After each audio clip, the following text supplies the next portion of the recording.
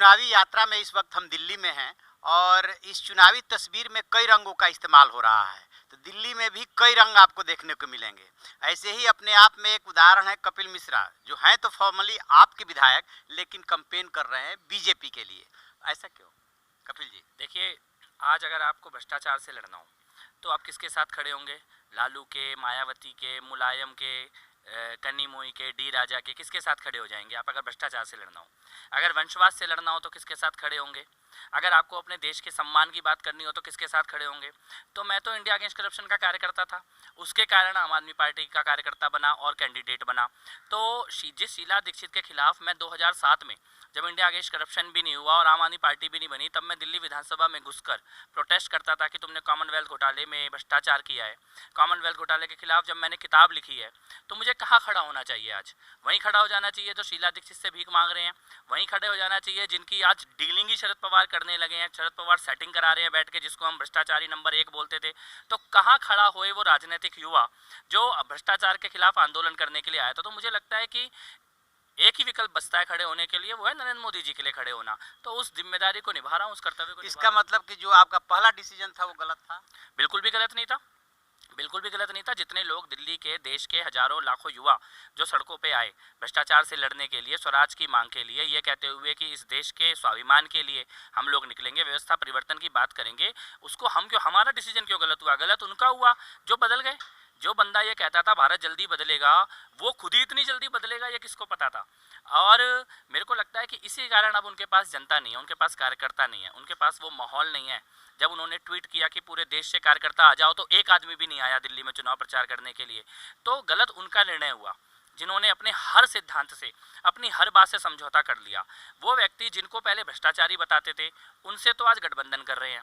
और जिनको ईमानदारी के सर्टिफिकेट देते थे कि ये आदमी ईमानदार है, इसको मैंने जांच करी है, इसको मैं सर्टिफिकेट दे रहा हूँ, उन्हीं लोगों को अब बिकाऊ बता रहे हो कि ये बिकने वाला है। तो आपको कई बार अटपटा सा नहीं लगता है कि विधायक आपका प्रचार कर रहा है बीजेपी के लिए? मेरे को उन विधायकों को देखकर अटपटा लगता है जो आम आदमी पार्टी से चुनकर आए थे और उसके बावजूद भी कांग्रेस से गठबंधन करना चाहते हैं। लालू, मुलायम, मायावती को, कनी मोई को अरविंद केजरीवाल के घर जाते हुए देखते हैं।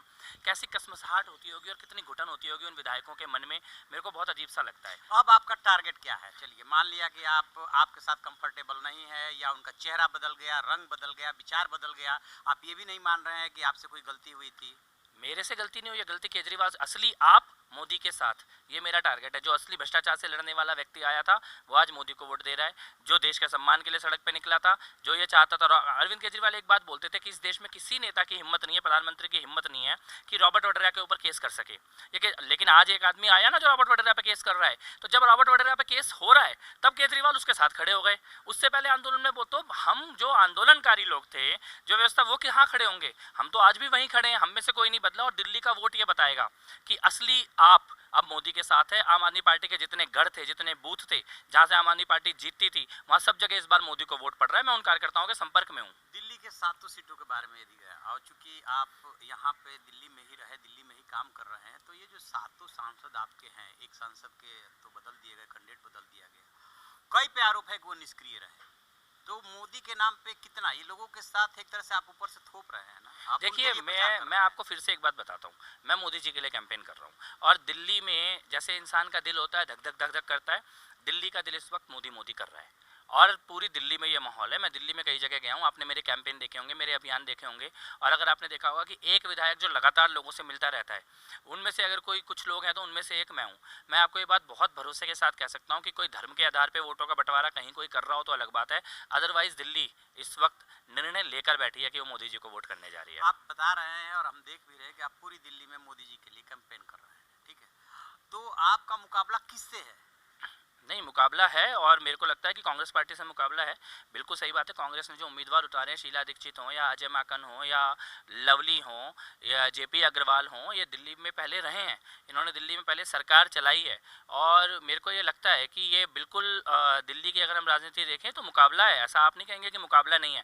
कांग्रेस अपने वोट बैंक को वापस पा रही है दिल्ली में। मुझे ऐसा लग रहा है कि जो वोट बैंक कांग्रेस के पास से छिटका था वो वापस कांग्रेस की तरफ जा रहा है। तो कांग्रेस और भाजपा में मुकाबला होगा, अच्छा मुकाबला होगा, लेकिन लोग मोदी जी को जिता रहे हैं और ये 7 सीटें मोदी को जो कैंपेन मैंने चलाया है, मुझे लगता है कि ये दिल्ली वालों के मन में भी है कि 7 सीटें इस बार मोदी जी को दोबारा देनी चाहिए।